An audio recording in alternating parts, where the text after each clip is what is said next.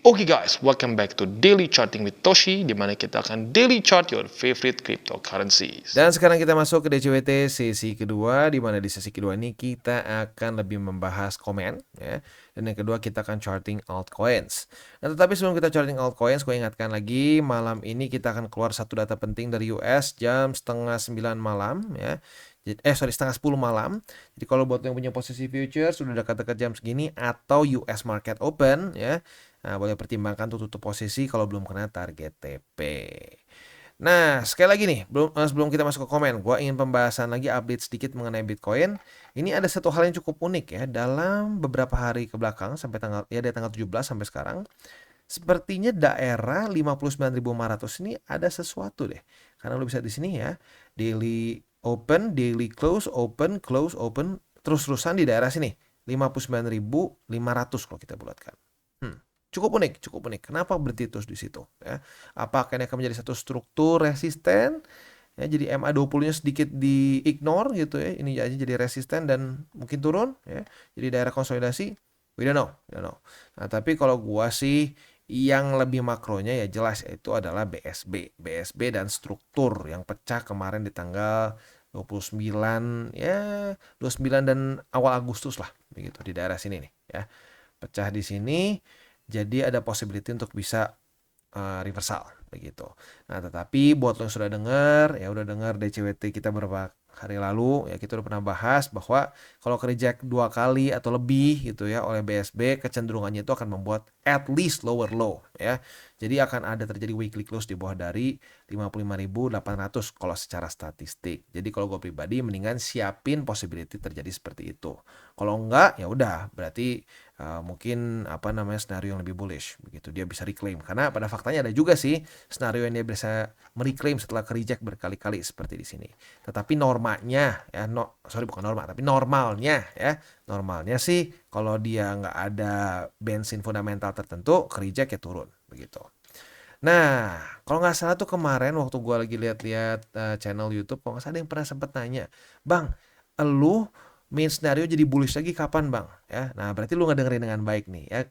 Memang gua sampai sekarang main scenario tuh masih cenderung bearish begitu. Kenapa? Karena yang satu ya, yang paling penting adalah dia itu masih di bawah dari BSB. Jadi kalau gua pribadi selama Bitcoin masih di bawah dari BSB ya, dia trading di bawah terus dari BSB, weekly close-nya masih terus di bawah BSB, itu adalah kondisi bearish begitu. Nah, yang kedua itu kalau misalkan ya berarti itu ya. Penjelasan dulu. Berarti yang pertama itu kalau sampai dia reclaim. Kalau dia reclaim ini mantul di BSB, contohnya tuh kayak di sini lah ya.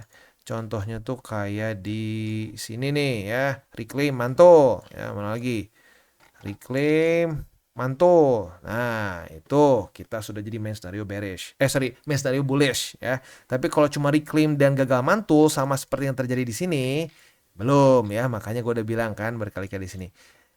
Waktu di sini ada yang sempat tanya, "Bang, ini sekarang udah bullish belum?" Gue bilang, "Belum. Main scenario gue masih bearish karena belum ada konfirmasi mantul, baru retest." Bener kan? Fake out begitu. Jadi itu yang bisa membuat gua main scenario-nya menjadi bullish. Before that ya tinggal ikutin aja plan di sini ya. Ada akumulasi 50%, 75% sampai 100%. Tinggal kita lihat. Kalau kita ngomongin statistik yang paling sering terjadi gimana? Ya, kalau tembus BSB ya, waktu lagi masih dalam kondisi bull market, ya koreksinya tuh sekitar bisa 50%. Di sini 50, di sini juga 50, ya di sini juga 50 dan seterusnya lah. Ya, gitu. Jadi kalau gue pribadi sih ya lebih baik menyiapkan worst case scenario ya bisa sampai 50% di daerah MA 200-an sekitar kayaknya sedikit lebih di bawah malah 35.000 seingat gue. Nah, kalau kita udah siap hati dengan yang terburuk, ternyata cuma dapat 30% kan happy begitu ya. Karena lagi-lagi kita itu tugasnya adalah bereaksi terhadap market, bukan nyuruh-nyuruh market ya. Kalau nyuruh-nyuruh market dia nggak akan mau ngikut, kan dia mantan paling kejam ya. Oke, takut kelamaan. Bahas komen langsung ya. Komen pertama itu datang dari Junaidi Regar ya. Indeks dolar turun drastis, kripto di exchange Binance pun turun drastis karena pakai USDT. Kondisi gini apakah mendingan pakai exchange Indo aja yang beli kripto pakai rupiah? Enggak ngaruh bro, enggak ngaruh. Karena kenapa? Itu ya exchange rate aja begitu. Kalau misalkan gini, lu beli BTC kemarin pakai IDR gitu ya. Nah, waktu zaman misalkan di 2021 itu kan IDR masih sekitar 14.000 ya, seingat gue ya. Seingat gue masih sekitar ya 14-15 ribu lah. Nah, saat lu beli BTC pakai IDR di sana, lu nggak lebih rugi saat indeks dolar menguat. Itu enggak, karena lu udah beli BTC-nya. Gitu. Jadi nggak ngaruh. Lu mau beli pakai aset apapun gitu ya, lu mau beli pakai dolar Zimbabwe pun, kalau udah dapat BTC-nya, udah dapat kriptonya, ya udah, that's it. Gitu. Mungkin yang ngaruh kalau gini, lu tuh beli pakai USDT gitu. Lu beli pakai USDT, biasa pakai USDT dan lu beli misalkan di harga kemarin 16.500. Nah, sekarang turun nih ya. Si indeks dolar turun, sama lu diubah lagi jadi rupiah. Nah, itu lu rugi. Tapi kalau untuk beli kriptonya nggak ngaruh sama sekali. Begitu, karena ini sama aja kayak lu beli ini aja, lu kayak tuker duit aja gitu ya. Konsep foreign exchange begitu. Jadi sekali lagi nggak ngaruh ya. Lu mau beli pakai rupiah atau mau pakai USDT ya, kecuali kalau lu belum ini ya, kalau belum ada dua-duanya itu nggak ngaruh. Lu mau beli gitu ya, lu mau beli BTC nggak ngaruh mau pakai USDT atau pakai rupiah begitu ya, karena yang penting itu lu kebeli berapa BTC, 0,00 berapa BTC atau berapa SOL, berapa BNB, bukan lu pakai apa belinya begitu ya. Next, kita geser ke Andri Tiono. Altcoin season datang bukan diketok palu, tetapi dia datang dengan bunyi printer cetak duit berbunyi. Bener banget, setuju, setuju, setuju. Ini gue like ya, gue suka nih. Memang ya, kalau buat lo yang ngikutin dari 2021, sorry bukan 2021. Ya, kalau lo dengar dari 2021 ya, gue udah bahas bahwa yang akan membuat altcoin season terjadi itu ya adalah ya saat ada penambahan supply yang banyak di M1 ya, money supply di US. Nah, sebelum itu terjadi, orang akan cenderung lebih berhati-hati. Cenderung ya, nggak selalu, tapi cenderung lebih berhati-hati. Gitu, makanya lebih kuat BTC. Makanya BTC dominance kalau kondisi QT lebih bagus, gitu ya. Bagus, bagus. Ini satu statement yang boleh nih ya kita ingat-ingat ya. Jadi bukan diketok pakai palu datangnya ya. Dipakai bunyi printer ya, printer duit di US. Tuh si Jerome Powell ya, dia ngeprint duit. Nah, itu tuh ya, nanti pelan-pelan altcoin season ketarik ya, diundang pakai itu. Nggak bisa pakai diketok-ketok ya, karena dia bukan paku ya diketok-ketok. Next, Aina88, salam hangat untuk Mak Toshi dan tim. Jujur, sebelum gabung TCI saya banyak mengalami kesalahan dan kerugian dalam membuat keputusan dalam trading. Seakan-akan dunia trading seperti sebuah kompetisi. Jadi hancur semua. Tapi sekarang perlahan Porto sedikit demi sedikit mulai pulih. Di sini juga mindset positif juga terbentuk. Bisa berpikir jangka panjang, lebih tenang melihat keadaan market, bereaksi dan beraksi lebih terukur. Terima kasih Mak Toshi dan tim. Sehat dan sukses selalu untuk kita semua. Amin, amin. Thank you for the kind words ya. Benar, kita jangan sampai jangan sampai kita itu berpikir ini sebagai suatu kompetisi ya. Wah, si ini profit segini, wah gue juga harus bisa nih segini. Nah, kalau lu udah ngejar-ngejar rezeki orang gitu kasarnya ya. Nah, di situ malah jadi boncos ya. Itu akan jadi bawahnya tuh ke nafsu gitu. Nafsu, wah gila nih. Misalkan cuma untung $100 nih. Wah, temen gue untung 200 nih. Wah, gue kayaknya kurang berani, leverage-nya gedein. Ya, taunya liquid gitu. Nah, jadi jangan berpikir seperti itu ya, karena setiap orang punya risk tolerance berbeda-beda gitu. Dan mungkin kalau contoh kasus dalam yang sering terjadi tuh gini, gue kadang-kadang ngasih lihat, nah ini buat yang agresif kadang-kadang lebih profit gitu. Nah, orang jadi yang tadinya dia sebenarnya tahu dia tuh lebih cenderung konservatif, wah gila nih agresif profit nih, nggak enak, nggak asik nih, gue harus ikutan profit. Wah, lu gede-gedean lu jadi agresif juga, taunya liquid. Nah, itu ya, makanya lagi-lagi kita harus stick sama trading plan kita gitu ya. Next, dari Ricky Ramdhani, Bang Toshi NT memang benar-benar keren banget. Apapun yang dibicarakan selalu berkualitas. Bisa dibilang jenius nih, lebih dari suhu. Wah, thank you. Ya, thank you for the kind words. Ya, semoga bisa terus konsisten dan makin jenius lagi lah, begitu ya. Karena ya gini sih sebenarnya ya. Mungkin ini akan terdengar jenius bagi orang yang pengen benar-benar belajar gitu. Tapi kalau orang yang pengen cepet-cepet gitu, cepet-cepet tuh gimana? Udahlah, nggak usah banyak cincong. Yang penting naik atau turun. Nah, buat yang kayak gitu nggak suka tuh konten kayak gua.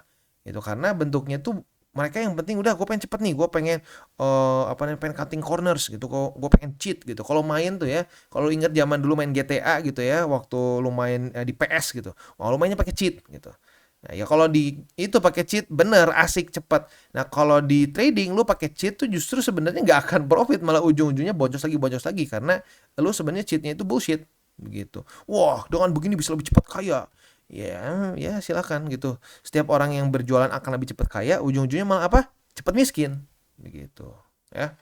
Nah, berarti Bro Ricky ini siap belajar, makanya jadi kayak keren. Tapi buat yang nggak siap belajar, bilang gua tuh cuma basa-basi, bacot doang.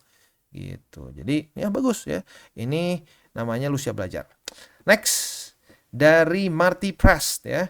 Makasih kok, sehat selalu ya. Amin. Ini channel point of view-nya kripto, tapi yang jujur aku suka pembahasannya bisa politik, ekonomi, strategi dan lain-lain, termasuk problem hidup, mindset dan lain-lain. Pokoknya lengkap banget, padat. Jadi ingin lebih intim sama kripto gara-gara kamu kok.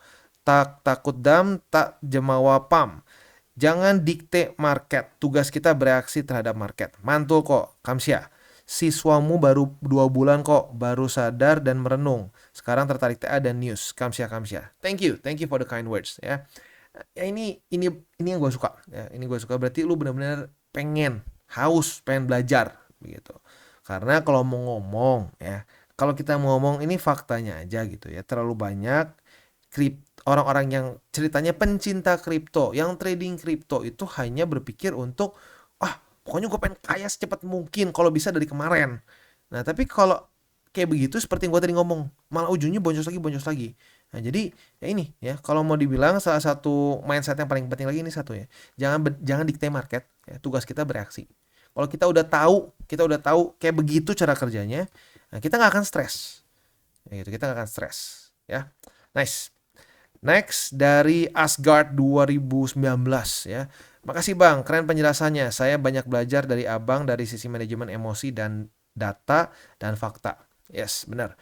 Emosi juga penting untuk di-manage ya, karena kalau mau ngomong ya siapapun pasti pernah lah emosi di market ya. Ya, pokoknya salah satu cara untuk melihat kita salah atau enggak dalam dunia investasi dan trading adalah lu deg-degan nggak?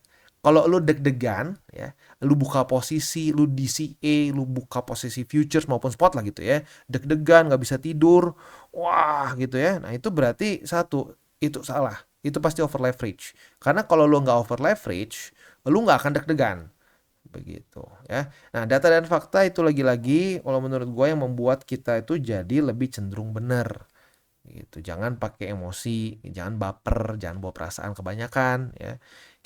Gua ngerti kita itu bukan orang vulkan ya. Kalau nonton Star Trek pasti tahu ya, orang vulkan tuh nggak punya perasaan, semuanya pakai logika gitu ya. Kalau lo tahu Mr. Spock ya, Mr. Spock tuh. Nah, itu dia setengah vulkan, masih ada manusianya. Ya jadilah kayak Mr. Spock lah ya. Kita masih punya perasaan, tapi perasaan itu cuma di background aja gitu. Untuk trading itu perasaan cuma di background aja. Utamanya adalah ya logika kita. Begitu ya. Oke, next. Kayaknya udah beres nih.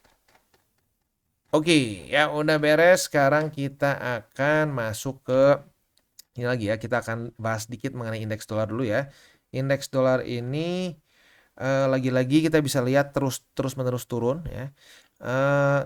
Apakah ini adalah indikasi bahwa US makin mendekat ke resesi? To be perfectly honest, kalau menurut gua ya, ini lebih ke pendapat gua. Kalau menurut gua yes, ya. Dan ini concerning nggak? Concerning, gitu. Karena ya lu bisa lihat sendiri, kalau saat benar-benar terjadi resesi di 2019 itu bisa lumayan berantakan. Dan kalau mau ngomong 2019 itu pun, kalau cuma dari minus oke ya, kita tahu 70% which is not good. Tapi yang lebih serem lagi adalah apakah kita akan mendapatkan resesi seperti itu yang cepat V-shape recovery atau kayak resesi ya kita lihat sendiri 2008 itu butuh seingat gue nyaris 2 tahun untuk market bisa kembali lagi normal begitu. Nah kalau sampai kejadian kayak gitu itu aduh otomatis banyak yang akan panik begitu, and that's not good. Nah jadi kalau gue sih mungkin berharap jangan sampai kena lah ya. Kalau sampai kena resesi mild aja kayak 2019 gitu. Jujur kalau mau ngomong 2019 tuh not that bad ya. Karena money printernya langsung cepet-cepet dinyalain gitu. Nah, semoga kali ini lebih baik lagi gitu. Nggak, kalau perlu nggak usah sampai kena resesi, tapi kena economic downturn ya, mild economic downturn, di mana ya ekonomi US memburuk sebentar, udah gitu ya naik lagi. GDP-nya nggak usah sampai minus gitulah. Kalau GDP-nya minus apalagi sampai 2 kuartal, waduh ya, resikonya bisa macam-macam jenis resesinya ya. Ada yang bisa cukup bertahan lama dan annoying gitu, seperti di 2008, seperti di 99, itu nggak cuma 1-2 bulan beres begitu ya. Oke, selanjutnya kita akan masuk ke buy limit. Hari ini kita akan charting render, dot, dan Cardano. Tapi sebelum kita masuk, seperti biasa gue akan disclaimer dulu bahwa semua konten dari TCI bukanlah financial advice. Ini semua bentuknya adalah edukasi ya. Lalu bagaimana cara untuk mendukung TCI? Ada banyak caranya. Lo bisa like our video, bisa share our video, atau juga bisa menggunakan link referral kita di bawah. Nah, sekarang kita akan dengar dulu pesan-pesan dari sponsor kita pada hari ini. Oke, today's video is brought to you by BitGet. Dan BitGet sedang ada event di mana kita bisa menikmati keseruan menjadi VIP member bersama temanmu dengan ambang batas terendah ya. Ini berlangsung sampai tanggal 31 Agustus, jadi masih ada waktu ya. Gimana detailnya? Di sini ada 2 cara. Yang pertama, buat lu yang sudah pengguna VIP. Jadi lu misalkan VIP tapi level tertentu lah ya. Nah, dengan lu mengajak teman lu yang belum punya akun di BitGet dan belum pernah trading di BitGet juga, lu akan langsung dinaikin 1 level VIP-nya. Dan teman lu yang diundang akan langsung menjadi level VIP paling bawah ya, atau yang paling awal begitu. Itu untuk yang sudah level VIP. Nah, buat lu untuk yang nggak level VIP atau pengguna biasa, ada cara kedua. Nah, selama event ini, jika lu menyentuh ketentuan trading volume atau jumlah net deposit pada tabel di bawah, lu bisa menikmati percobaan pengalaman menjadi VIP selama 1 bulan. Detailnya ada di sini ya. Buat lo yang tertarik untuk ikutan, silakan bisa menggunakan link referral kita di bawah. Dan selain itu juga tentunya ada banyak lagi hal-hal lain yang bisa lo dapatkan di BitGet. Seperti di sini ya, ada 50.000 USDT yang siap diperebutkan untuk event-event yang sedang ada di sini ya. Jadi sekali lagi, buat lo yang belum trade di BitGet, pertimbangkan untuk menggunakan link referral kita di bawah dan mulai trade di BitGet. Oke, dan kita masuk ke render. Untuk render, posisi long kita kena target TP. Retest 1, retest 2 yang sebenarnya pertama kali terjadi tuh di sini ya, tanggal 16 dan 17 kemarin. Tapi kalau lu hold terus ya, akhirnya kena juga target TP di EMA 20. Dan kita sudah profit sebesar 4,7%-an ya, 4,75% bahkan kalau mau kita bilang. Asik ya. Hasil nunggu berapa lama, akhirnya kena juga target TP. Dan kita bisa di sini struktur di 4,447 lumayan kokoh ternyata ya. Dia berkali-kali berhasil menahan render. Nah, untuk sekarang posisi spotnya di 4,472, lalu di 4,12 dan di 3,71. Terus kalau kita mau ngomong sebenarnya posisi short bisa nggak? Ya, technically speaking bisa ya, karena kemarin terjadi retest pertama di EMA 20. Buat lo yang pengen ya boleh juga pasang limit EMA 20 sebagai limit short ya. Next, kita masuk ke Polkadot. Untuk Polkadot kita sudah dapat posisi short karena sudah terjadi retest 1, retest 2 di EMA 20 sebagai resisten. Nah, target TP-nya di mana? Target TP-nya boleh pertimbangkan di 4,20. Kalau lu ultra konservatif, aduh bang, takut bang, market belakangan volatile banget ya. Ya, boleh pertimbangkan di sini nih, di 4,49 ya, tapi itu masuknya konservatif banget ya. Kalau yang di tengah-tengah ada nggak bang? Ada sih, di sini deh ya. Di angka 4,28, yaitu struktur yang terbentuk di tanggal 15 dan 16. Jadi ada 3 ya. Paling konservatif di sini ya di 4,49, di tengah-tengah sini 4,27 dan paling agresif di 4,2. Next kita masuk ke Cardano. Untuk Cardano tidak ada setup futures karena jebol ya, nembus ke atas. Kita lihat besok deh. Kalau besok daily closing di bawah dari 0,356, maka kita bisa limit posisi short di sini. Retest kedua otomatis kebuka posisi shortnya dan target TP kita di 0,34. Untuk posisi spotnya di 0,34 sebagai buy limit pertama, buy limit kedua di 0,32 dan buy limit ketiga di 0,31. Itu kurang lebih untuk posisi spot di Cardano ya. Oke, overall seperti itu ya. Tadi kita udah bahas dot dan untuk dot posisi spotnya ada 1 ya di 4,2 aja ya. Sisanya ya lu lihat sendiri lumayan berantakan. Paling next mungkin di sini ya. Di 3, something yang anehnya pernah di retest di tanggal 5 Agustus kemarin ya. Tapi nantilah kalau sampai tembus baru kita bahas lagi. Selanjutnya kita akan masuk ke 3 golden rules. Jangan lupa ya, jangan pakai uang panas, jangan over leverage, berpikirlah jangka panjang. Dan malam ini akan keluar satu data penting, crude oil inventories jam 9:30. Buat lo yang punya posisi futures dekat-dekat jam segini, pertimbangkan tutup posisi kalau belum kena target TP. Oke guys, jadi itu adalah akhir dari segmen DCWT kita pada hari ini. Dan jangan lupa bagi kalian yang merasakan manfaat dari segmen ini, jangan lupa untuk share ke teman-teman kalian. Dan apabila lu pengen mensupport channel kita, ya TCI, jangan lupa untuk menggunakan link referral kita di bawah. Nggak wajib, ya, tetapi apabila lu menggunakan link referral kita di bawah, ada macam-macam, ya, dari Bybit, Huobi, Maxi, toko kripto, dan banyak lagi, ya. Ya, walaupun nggak wajib, tapi kalau menggunakan link referral kita, lu secara langsung membantu perkembangan dari TCI. Dan satu lagi, jangan lupa juga untuk join Telegram group kita, di mana kita bisa ngobrol-ngobrol santai mengenai dunia cryptocurrency secara dua arah. So, jangan lupa untuk like, subscribe, click the bell icon, and see you on the next video.